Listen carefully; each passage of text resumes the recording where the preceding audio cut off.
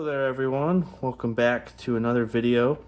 Today we're going to be unboxing and reviewing something that just came in the mail.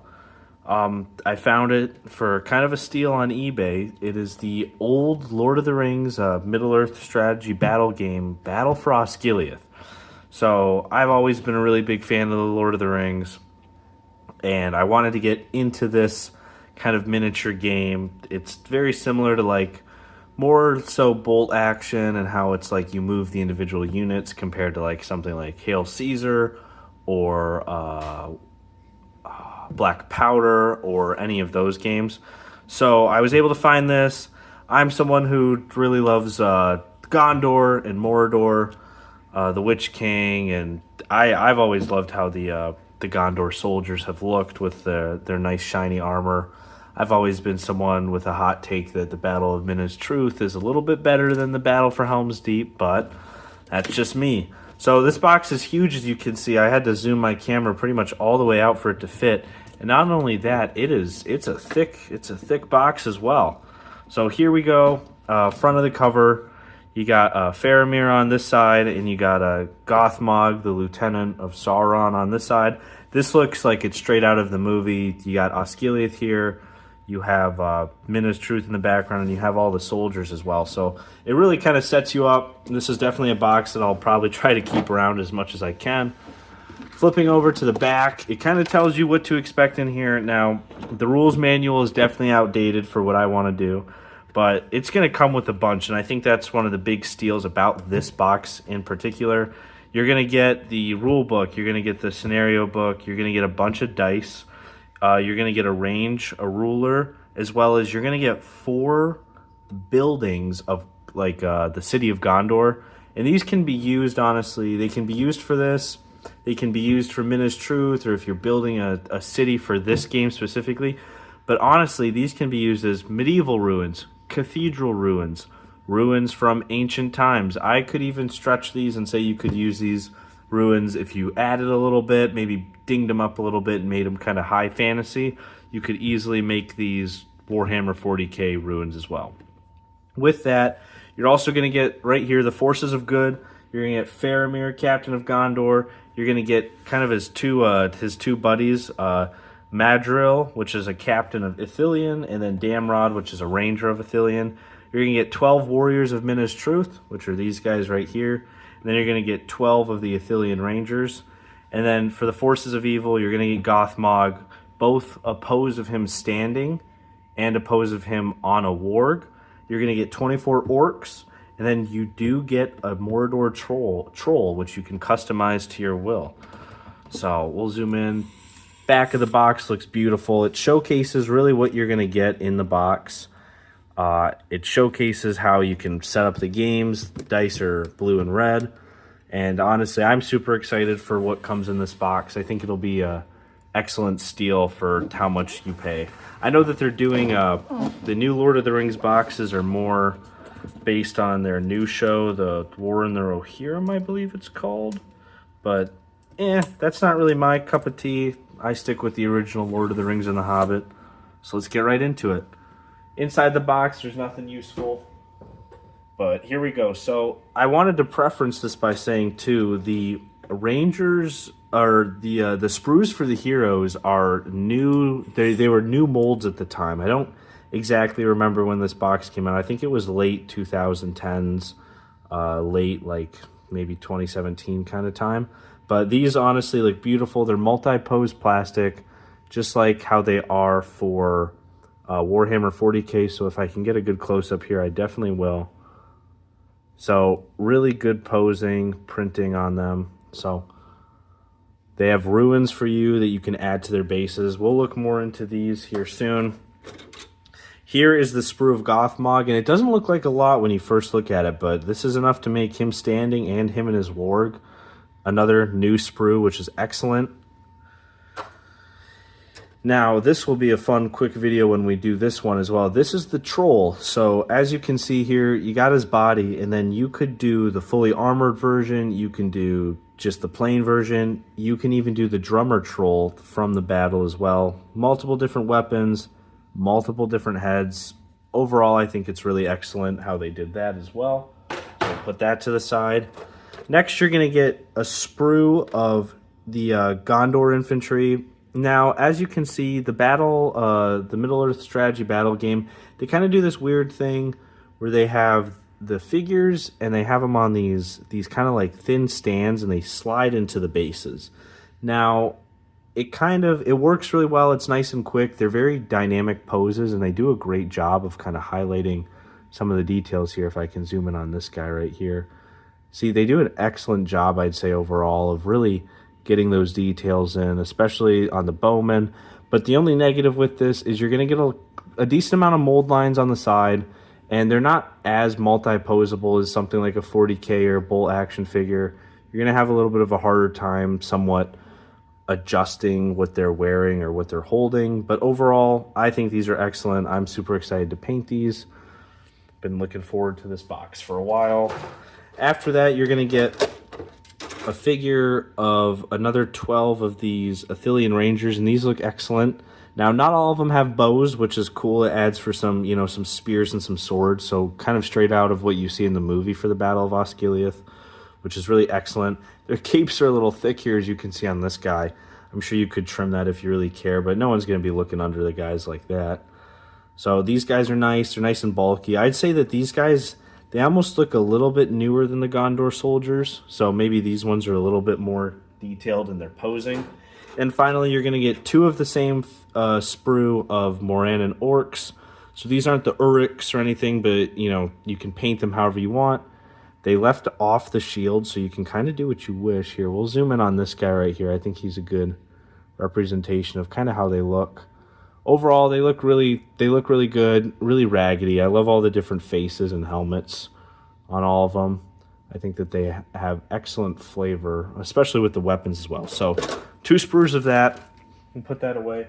And then excellent bread and butter here, really customizable. You're going to get 4 sprues total for the ruins. You're going to get 2 like this, which have a lot of the walls and the floors and the doorways, and then you're going to get 2 like this, which is more of the broken walls, kind of the destroyed stuff. So overall, these are excellent. The patterning on this is really good. They have ornate details that you can add rubble as well. I'm super excited for these. I think these will be awesome to build. They do have instructions, but you can truthfully build these any way you want.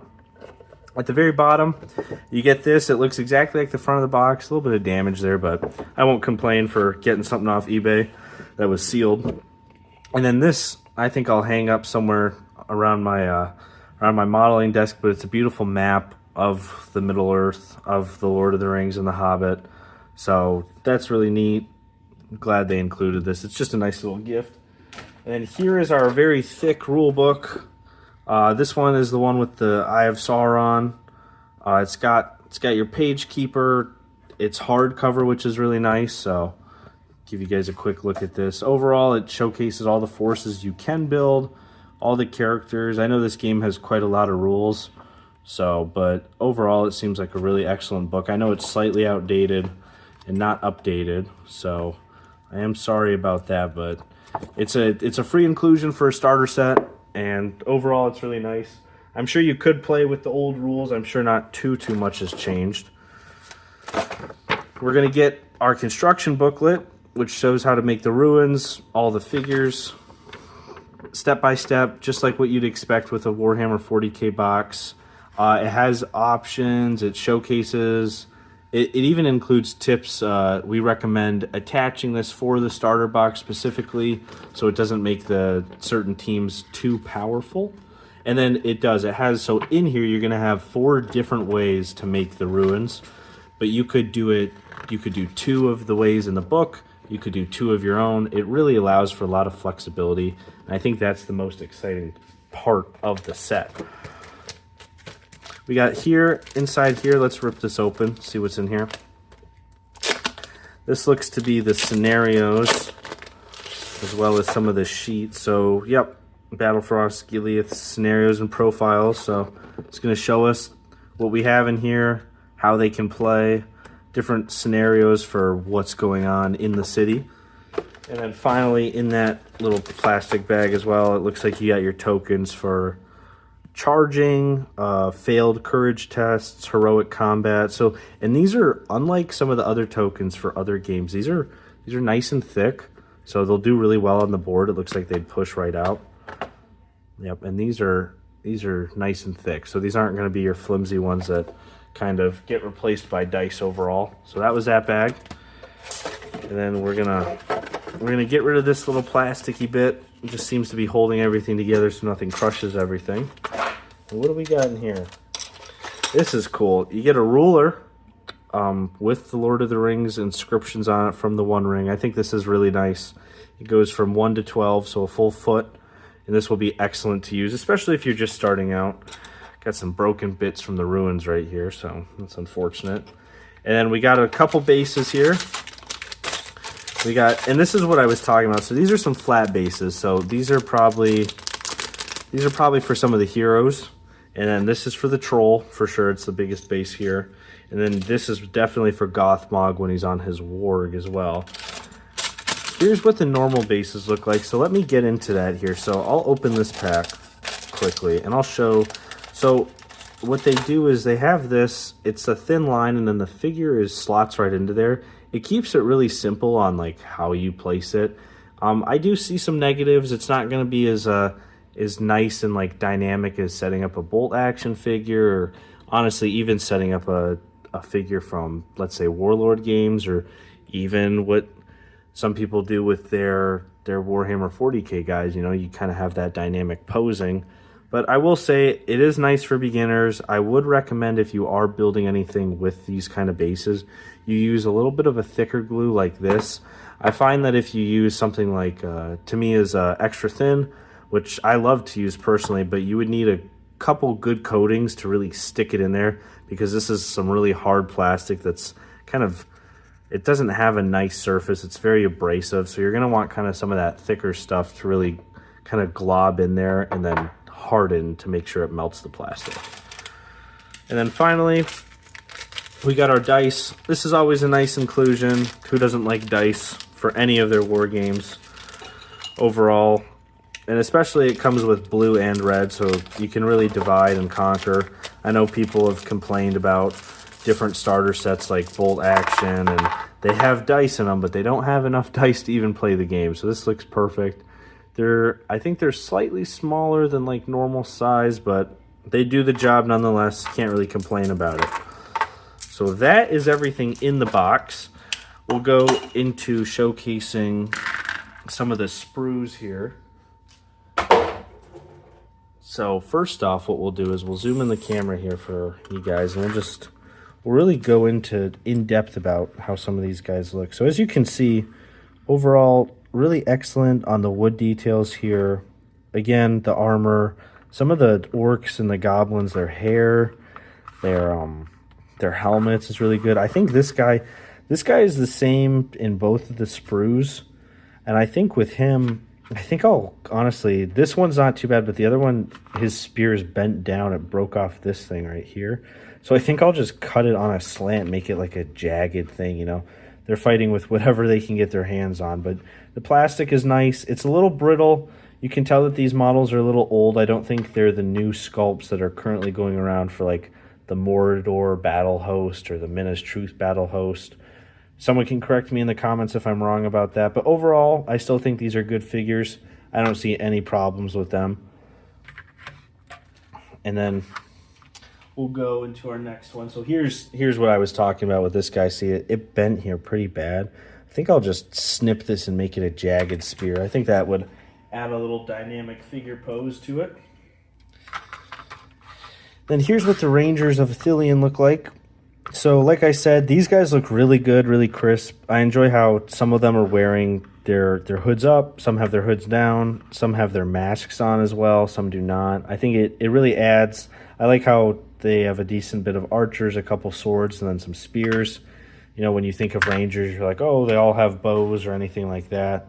And finally, here we got our Warriors of Minas Truth, which the detail, the white tree, they did a really good job on these guys. I'm super excited to build these and paint them. And honestly, let's take these right now. We'll show you what they really look like in their base here. So And you want to be careful. I recommend, you know, definitely trim some of their lines, their mold lines. As you can see here, I'll show you. So he excellent from the front, really good injections and all that, and then really good on the back as well. But as you can see, like for example here, you know, you kind of got to shave that down a little bit. They did a good job kind of masking it with his raised armor. But, you know, just shaving that down with a file or even with an X-Acto knife, if you can be precise about it, it'll really clean up your miniatures. It'll even help the paint stick a little better to those areas too. Like you can see it bad. Probably the worst around his helmet, if I can get it to zoom in, like just that extra flash, you know, not necessarily needed. But so, you know, you take one of these guys, take what you're going to do, test fit it a little bit. So just like that, he looks really nice in there, and I won't glue him down or anything yet, but overall, I'm super excited for all this. See, even right there, you know, you could clean that up right there, how it shows just a little bit. Just want to clean that up. Makes them look a little bit more realistic if that's what you're going for. So there's that. And then we'll get into the heroes here, as well as the troll. So here we go with our troll, like I said. The game recommends that you put it together using, I believe it's the hammer or the sword, but I just think it's excellent. You get the body, you get like about 4 different heads. If you want to make the drummer troll, you can make the drummer troll. If you want to have it, make it have a shield, a giant shield, as if it doesn't have enough armor itself, you can give it a shield. You could make it one of the bare bones ones that Gandalf cuts in half as he's riding on Shadowfax. So really good multi-purpose pose. They didn't just give you one small mold and be like, oh, here, you know, this is what you get. So I really love the variety that they give you here. And then this is one of the newer ones. This is Gothmog. As you can see, just beautiful overall. You got shields here. The warg looks excellent. I can't wait to put him together. And then here's his standing pose. So overall, you can use 2. That way, if you're feeling a game where you want him on the warg, maybe it's the Battle of Pelennor Fields, you can field him like that for a little bit more points. Or if you want him just kind of as a ground commander, fighting kind of close in the ranks. And then this sprue, surprisingly, this has 3 heroes on it, which is a little bit insane to me, but overall they get the job done. And with this one, I would say you can kit bash this quite a lot. I've seen people have Faramir, he'll either be leaning against this post or he'll be jumping over some of this rubble, whether it's the trees or it's the ruins of Osgiliath. You can give him a bow, you can give him a sword. Overall, these look excellent as well. There's really no complaints. I think you're supposed to build Faramir with, where is it? It's the one with the white tree on it. So that's the one you're supposed to do. Yeah, this one right here. But honestly, you could do it with any of these. No one would beg to differ. I know there's some cool poses you can do, especially I've been thinking about leaning him up against this wall here and like having him ambush like he does in the movie. But that's that. So that is the Battle for Osgiliath box set for the Middle-earth strategy battle game. Just a quick review and unboxing. I know it's been a while since we've had a video. You know, we've been cranking some stuff out. As you can see here, a little update. We've been painting some Romans, getting them all ready to go. These guys have come out really nicely. We're still working on even some of these guys. This is one of the general figures from Warlord games for the Napoleonics. So overall, we got some good stuff going, and adding Lord of the Rings to the collection is super cool. I've been watching stuff online, stuff on YouTube. It's been a lot of fun, even watching some pixelated Apollo Total War videos. So that is the box set. If you have any questions, put them in the comments below. I'll answer them, whether it's about this, whether it's about bolt action, any advice you want to know about kit bashing or anything like that. And hopefully we'll have a video building some of these guys soon, and we'll have a video of building some of the other stuff we reviewed soon as well. All right, stay tuned.